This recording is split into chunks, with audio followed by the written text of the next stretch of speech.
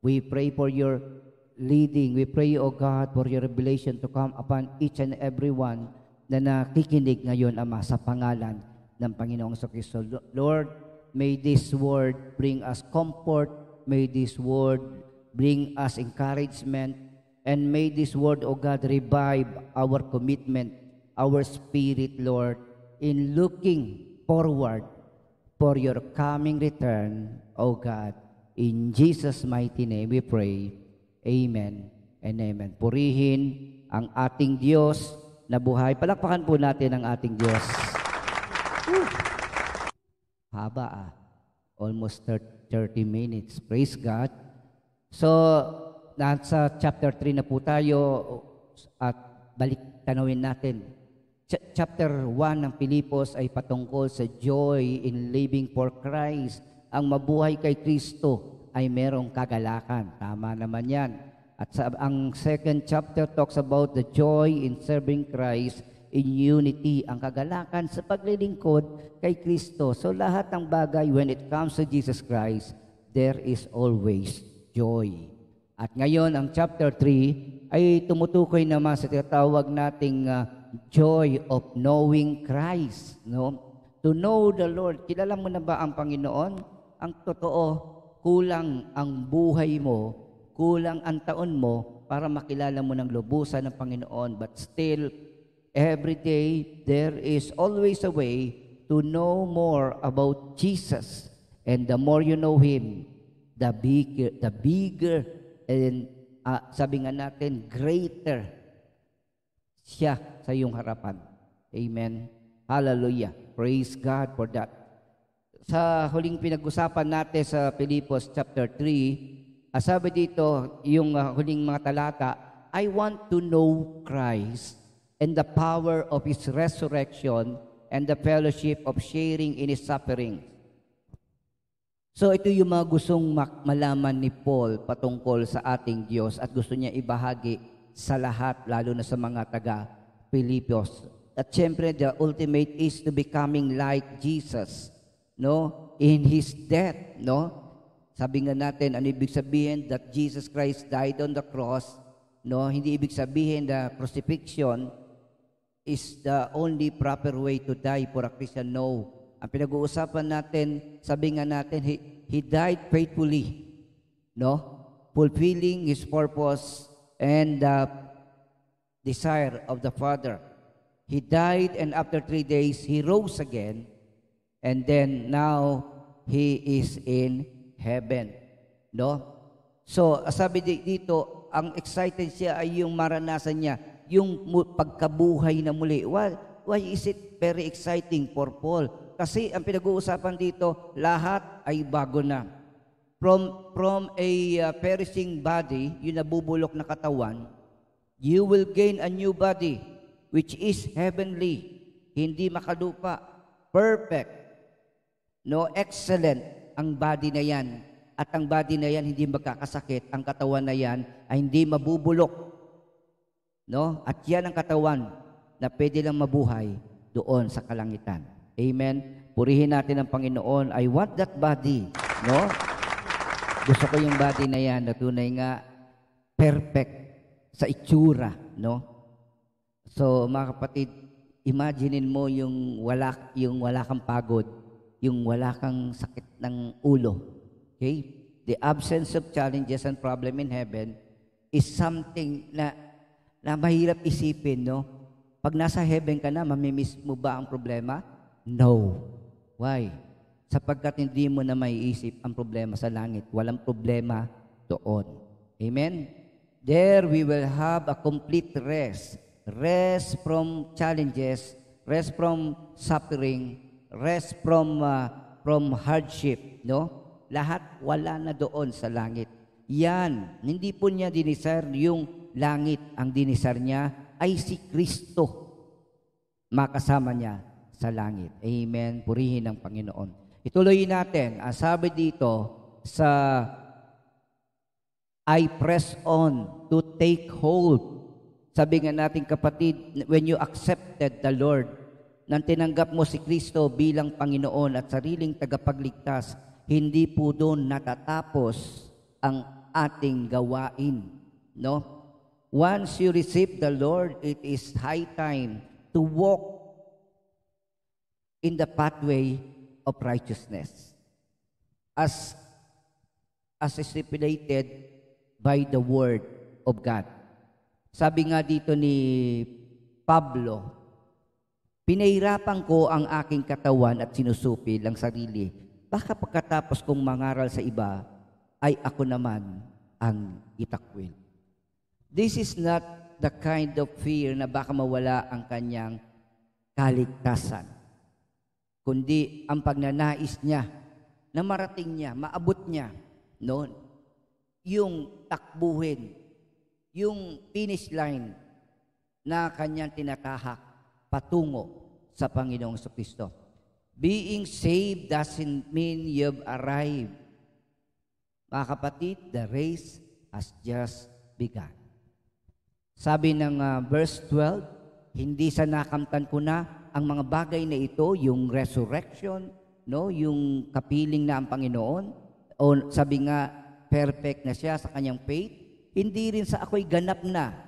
Ngunit sinisikap kong maisakatuparan ang layunin ni Kristo Jesus nang tawagin niya ako. So nakita niyo po dito, ito yung tinutukoy nating working out your salvation. We do not work to earn salvation. No? We work so that we can be excellent sa harap ng Panginoon in doing His will, being one with Him, no? Sa pagpapahayag ng mabuting balita at sa pagnanasa na ang tao'y maligtas mula sa dagat-dagatang apoy ng impyerno. Take note of the word. Hallelujah. Sabi dito, I press on because Christ Jesus has made me His own. I press on so that I may lay hold of that for which I was laid hold of by Christ Jesus. To press on mean, sabi dito, forget those things which are behind. No?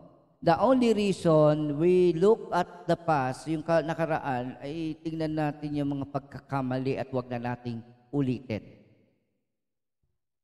If we fail to learn from our past, we are destined to repeat its mistake. Kaya kapatid, at sa pangdahilan, marami sa atin ay hindi maka-move forward, hindi maka-abante dahil nakatingin, nakakabit pa sa nakaraan.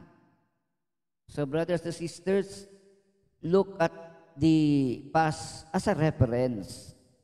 Hindi point na kung saan mag-iisay ka na lang. No? Move on. Move forward. Huwag kang magbabad. Sabi nga, sa kalungkutan, huwag kang magbabad sa pangungulila. Magbabad ka sa presensya ng Diyos by moving forward and moving closer to our God. Kalawa, reach toward to those things which are ahead. No? Maabot mo yung mga bagay na inihanda ng Diyos sa atin sa hinaharap. Every day, God has a lesson to learn. Every day, God has a revelation for us to learn and apply in our lives. At higit sa lahat, God has always everything, every good things He placed along the path that we are running. So, ibig sabihin, pagdaan mo dyan, may makikita ka. But ang pinakamalaga kapatid, these things, binigay ni Lord ang lahat ng yan so that magpursige ka, no? Lalong mo pang bilisan ang pagtahak sa buhay Kristiyano mo. And then number 3, fix our aim on the goal. We have only one goal, and that is Jesus. To see Jesus on the finish line, to reach the finish line where Jesus is waiting for us, waiting to give His reward to each and every one of us. Amen po ba? Palakpakan natin ang ating Diyos na buhay. Yun na. Grabe. Chapter 3, verse 13, mga kapatid, hindi ko pinalalagay na natupad ko na mga bagay na ito. So, even to this point, hindi niya kinukonsider that all his achievements are that great. No? Hindi siya tumitigil sa pagkuha niya, pagtanggap niya ng mga tagumpay. Ang sabi niya dito, hindi ko pinalalagay na natupad ko ng mga bagay na itong ginagawa ko ngayon, nililimot ang nakaraan, sinisikap na makamtan ang nasa hinaharap. Amen? So, ulitin natin. This one thing I do, forgetting those things which are behind, and reaching forth unto those things which are before. I press toward the mark for the prize of the high calling of God in Christ Jesus. Yan na. So move forward, run. Nagpapatuloy nga ako tungo sa hangganan upang kamtan ng gantimpala ng pagkatawag sa akin ng Diyos sa pamamagitan ni Kristo Jesus ang buhay na hahantong sa langit. Amen. Kaya kapatid, bakit hindi nyo encourage ang bawat isa? Tumakbo tayo, run toward Jesus. No? Draw closer to our God. Sabi nga kapatid sa osa to, press on, move forward, run. Sige, kahit ano dyan, sulat mo, press on, move forward, run. Okay, isa lang ang ating goal, to reach Jesus Christ in the finish line. Takbo lang. Kahit may problema, kahit may hadlang, takbo lang. Basta't nakatingin ka kay Kristo, matatapos mo ang takbuhin na yan at maaabot mo ang finish line. Magugulat ka na lang, malayo-layo na ang narating mo. Amen po ba? Palakpakan natin ng ating Diyos na buhay. Hallelujah. Kaya pag kumatok si Judith, no, huwag kang mawalan ng pag-asa. Okay? So, alam niyo si Judith, no, katapusan na naman. So, sabi mo, ano ba naman yan? Wala bang katapusan yon? Meron, kapatid. Takbuhin mo lang yung finish line ni Lord. Wala nang due date doon. Amen? Wala na doong due date. Ang meron na lang sa langit ay yung enjoyment of life for eternity to eternity.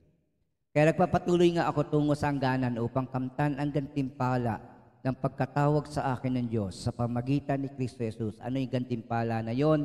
Yung buhay na hahantong sa langit. Wow, grabe.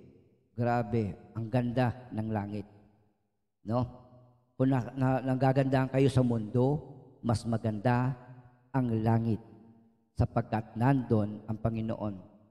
So, brothers and sisters, never be distracted. Focus, look unto Jesus, the author and the finisher of your faith. Sige lang, kapag may problema, go, move forward pa rin. No? Kahit anong panghadlang, tuloy lang. At kung hindi mo na kaya, why not call upon the name of the Lord and He will come and save you. Amen po ba? Palakpakan natin ang Diyos. Hallelujah. Buti na lang, wala na yung ibon dito. Natahimik na. Sabi dito, I press on toward the goal to win the prize for which God has called me heavenward in Christ Jesus. Ang takbuhin na ating ginagawa ay takbuhin personal ng bawat isa. Yung takbo ni Sister Jean, ay sa kanya yung contest na yon. You have seen the Olympic, mga kapatid. Nakita niyo po, na kapag nanalo ka sa Olympic, we are not talking about a champion o gold medalist ng isang event, ng isang lumalabas, you are the best in the world. No? Kapatid, we do not compete against one another. Hindi tayo nakikipaglaban sa ating kapatid. We have our own run. No? Meron tayong sariling courses. Kaya kapatid, ipanalo natin yan. Sapagkat si Kristo ay ginawa na ang lahat para mapagtagumpayan natin ang takbuhin ito. So, kapatid, hallelujah, lakad tuloy. Takbo, tapusin mo yan. Okay? Next. Pilipos 3:15, ganyan ang dapat na maging isipan ng mga matatag na sa pananampalataya. Kundi ganito ang inyong paniniwala, ito'y ipainawa sa inyo ng Diyos. When your mind and heart is occupied by things of this world, nakakalungkot. Gets nyo? Naalala nyo po si Onyok Velasco, nang manalo siya ng medal sa Olympic. Ang daming pangako at napako. At kung hindi pa naulit ang Olympic ngayon at nakakuha tayo ng gold, Hindi niya makukuha yung ibang pangako sa kanya. But the Lord who promised everything for us, He will fulfill those promises. Yung heaven, yung relationship, yung fellowship, and the family na hinihanda ng Diyos doon sa langit. Amen? Kaya isipin mo, special tayo. Kaya kapatid, tuloy-tuloy lang hanggang marating natin ang langit. Okay? Huwag kang tumigil. No? Huwag mong pangarapin ang mundo. Pangarapin mo si Kristo upang marating mo ang kaharian ng Diyos. Amen. Hallelujah. Let us therefore, as many as be perfect, be thus minded, and if in anything you be otherwise minded, God shall reveal even this unto you. Ibig sabihin, kung hindi ganyan ang inyong isipan, ang inyong focus, ang inyong ginagawa, I tell you, brothers and sisters, God will explain it to you. God will reveal. God will unfold the truth to you. Amen? God is good. God is great. Sige nga po, God is good. God is great. Sa Lord, walang second prize. Sa Lord, walang consolation. Ang sa Lord ay meron lamang jackpot sa bawat isa na nananalig sa Kanya. Amen? There is a place for you and God is expecting you to be there. Sapagkat inilatag niya na ang tagumpay mo sa pamagitan ng krus ng Kalbaryo. It's up to you to claim the victory, to run the race. Okay? Mapapagod ka pa rin. Maghihina ka pa rin. But move on. There is strength. There is revival. There is available joy, peace, no? Para sa iyo, para ma-revive ang takbo mo sa pananalig kay Kristo. Amen. Palakpakan natin ang Panginoon. Wow. No? Hallelujah. 3:16, ang kailangan lang ipagpatuloy natin ang ating mga natutuhan. Huwag kang aayaw, huwag kang susuko. Because there is more joy in reaching the end, the finish line. There is more joy in winning. There is more joy in achieving God's will in our lives. Kung sumuko ka, kalungkutan at kabiguan lamang ang iyong mararanasan.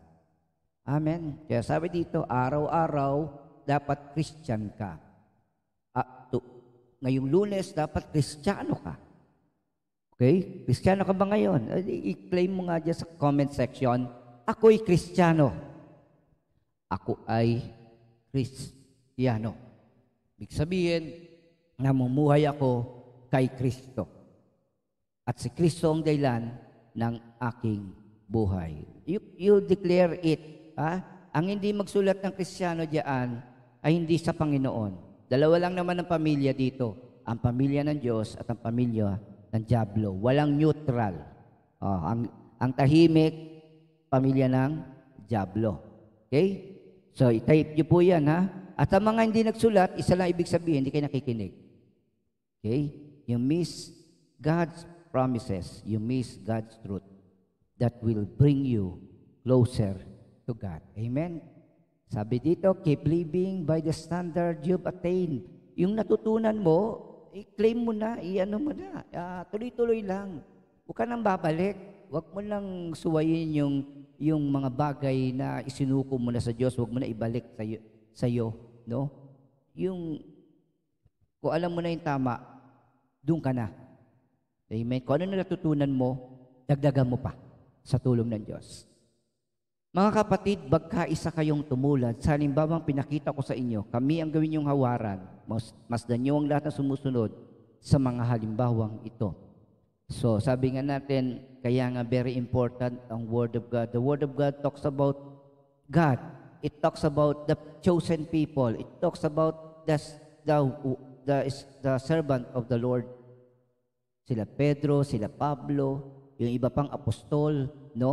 So, the Bible talks about the truth of their Christian life at kung paano sila nagtagumpay. Kaya kapatid, sa oras na ito, gayahin natin sila sa tama at wag nating ulitin yung pagkakamali nila. Amen. Grabe, no? So, kaya sabi nga, paano ka pa maliligaw, no? So, paano ka pa mawawala sa buhay na ito kung meron tayong modelo? Kaya nga, read the Bible. Read the Bible. Kapatid, read the Bible daily. I-type mo nga dyan. Read the Bible daily. No? Para mabasa mo si Pablo, mabasa mo si Pedro, gusto mo, basahin mo rin si Judas. No? But to the extent, kapatid, basahin mo yan, and then those things will bring you closer to our God. Amen? Kaya kapatid, basahin mo ang salita ng Diyos sa araw-araw. Meditate it day and night. Next, sabi dito, to imitate means to run with faith. Sabi nga dito, brothers, join in imitating me and keep your eyes on those who walk according to the example you have in us. So katulad ng sabi ng 1 Corinthians 11 verse 1, be imitators of me as I am of Christ. Si Paul, ini-imitate niya si Jesus. So as we look upon the life of Paul, we will see Jesus in his life. Walk, ibig sabihin, yung Christian behavior, yung kanilang attitude, how they live with faith. Yun na.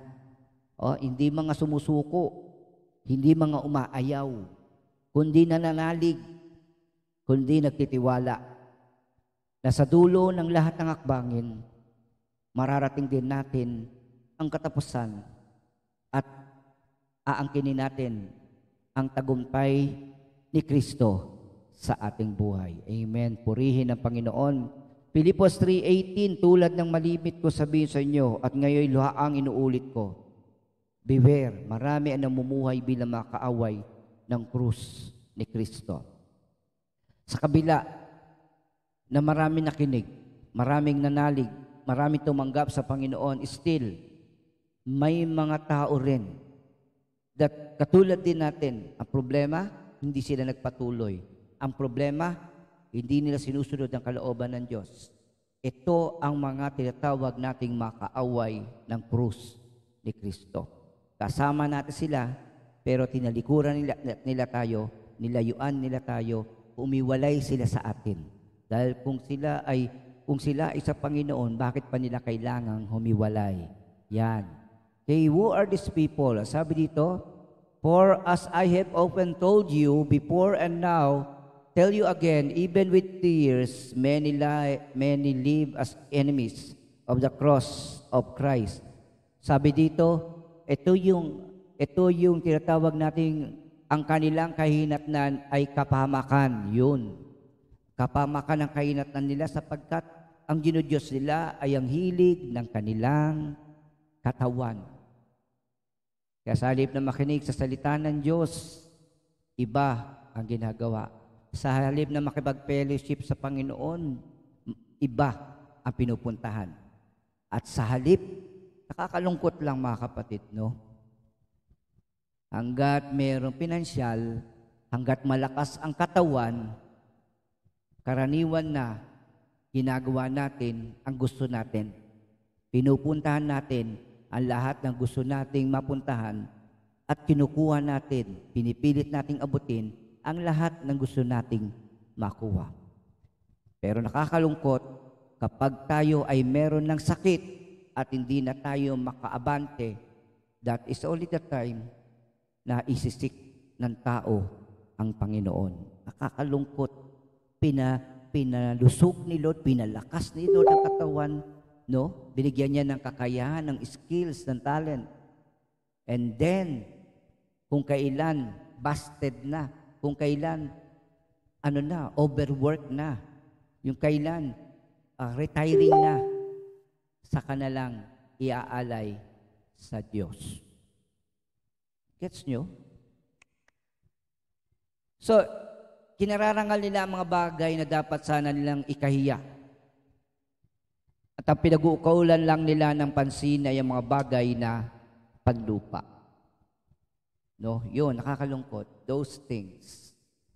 Kaya sabi sa wikang Ingles, their destiny is destruction. Their God is their stomach, and their glory is in their shame. Their mind is on earthly things. Sabi dito, the characteristics of an enemy of the cross, their end is destruction. Their God is their belly. They are idolaters. Their glory is their shame. Their minds are set on earthly things. Check mo nga puso mo. I-check mo alaman ng isip mo. Kapatid, do not allow these things na mag-take over ng buhay mo. These things will bring you to destruction. These things will give you eternal damnation in hell. Pero on the other side, sabi nga ni Pablo, sa kabilang dako, ang langit, ang tunay nating bayan. Yehey! Amen. Palakpakan natin ang Panginoon. Yun. Mula roon, hinihintay nating may pananabik ang Panginoong Jesucristo. Mula roon, ibig sabihin, we are waiting for the day na mula sa langit, bababa siya. That will be a visible event. Baka nga pagdating ng oras na yan, mga kapatid, it will be a global broadcast. Siguro magugulat ang tao on that day that a vast army, a great army, for the first time, an army of angels, the army of heaven, with Jesus in their midst, in His full glory, matetelevise yan globally, lalo na sa technology ngayon. At doon, sasalubungin natin ang Panginoon. Okay, mula roon, hinintay natin may pananabik ang Panginoon Jesucristo, ang ating tagapagligtas. When that happen, pain will end. Suffering will end. Tears will never flow again. The only tears that will flow is the tears of joy, exceeding joy of seeing our deliverance and salvation in the hand of Jesus Christ. Amen. And then that will be the time that you will receive your heavenly body. Grabe, bago na. No, wala nang katawang nabubulok, kundi bago na. These are the things God prepared for us. Number one, when we receive the Lord sa alapaap, it will be an public spectacle. Hindi secret. No? Hindi secret tayong i-honor ni Lord, ikikilalanin niya, i-acknowledge. But He will openly acknowledge each and every one of us na faithful sa Kanya. Amen. Grabe si Lord. Amen. Our citizenship is in heaven, and we eagerly await a Savior from there, the Lord Jesus Christ. Wala nang masikip, wala nang mabaho. Ang bahay mo ay bahay na ng Diyos, malinis, banal, walang kapintasan, wala nang kalungkutan, wala nang kadiliman. Amen. Purihin ang Diyos. Yan. Kaya saya-saya ng buhay Kristyano eh. Kasama mo na si Lord, kasama mo pa si Lord sa langit, at may hinihanda pa si Lord sa langit para sa bawat isa sa atin. Praise God for that. Pagdating ng araw na yon, babaguhin niya ang ating katawang lupa at gagawing maluwalhati tulad ng kanyang katawan sa pamagitan ng kapangyarihang ginamit niya sa pagpapasuko sa lahat ng bagay. Yun. Yes, Lord. Hallelujah. Praise God, but our citizenship is in heaven, and from it we await a Savior, the Lord Jesus Christ, who will transform our lowly body to be like His glorious body by the power that enables Him even to subject all things to Himself.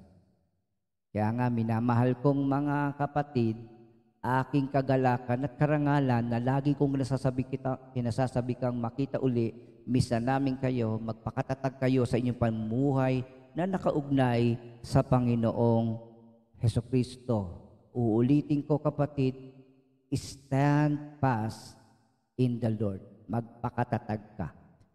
Kaya kapatid, why not i-encourage natin ang bawat isa? I-type nyo sa comment section, magpakatatag ka sa pananalig kay Kristo. Magpakatatag ka sa pananalig. Amen? Magpakatatag ka. Tiisin mo na ang kahirapan, tiisin mo na ang pagsubok, tiisin mo na ang persecution, tiisin mo na ang pag-uusig, tiisin mo na ang hardship, tiisin mo na ang lahat. At magugulat ka na lang, nakarating ka na sa finish line na kung saan masaya at maligayang nag-aantay ang Panginoong Heso Kristo. Looking forward for us to finish the race. No? Isipin mo pagdating mo doon, ikita mo yung kapatiran natin, no? Si Brother Jojo. So, si Ate Mean, Ate Luz, no? Si Wendy, Sister Tess, hallelujah, lahat kayo na nanalig at tapat sa Panginoon. Sister Margie, Sister Jean, hallelujah. Sister Nenet, Sister Evelyn, glory to God. Tunay nga, si Nanay Conchita, si Summer, Sister Christine, Sister Angel, lahat. Sister Letty, nako, Sister Letty, bisayain mo si Lord pagdating mo dun. No, lahat yan. Lahat ng may pananalig sa Panginoon. Asarap siguro magkita-kita tayo sa finish line. No? Talagang nakakaiyak sa kagalakan na makita tayo nakaabot sa kaligtasan sa piling ng Diyos. Amen. Praise God. Kaya huwag kang susuko, huwag kang aayaw. Steadfast, magpakatatag ka sa Panginoon, and you will enjoy the winning moment in the finish line where God gave us yung tinatawag nating crown, yung award of winning the war in faith. Sabi nga ni Paul, I have fight the good fight, I have finished the race. So, ibig sabihin, magtatagumpay tayo. So, praise God. Hallelujah. Glory to God. Amen. Kaya kapatid, lagi sila sabi dito, rejoice. Hello. Rejoice tayo sa Panginoon. Hindi pa natin naabot ang langit. Pero I tell you brothers, I tell you sisters, hallelujah, na sa oras na ito, magalak tayo sa katotohanan na yan. Magalak tayo sa kabutihan ng ating Diyos sa buhay. God bless you. Ang biyaya at pagpapala, ang gabay ng Diyos ay patuloy na sumaatin. Amen.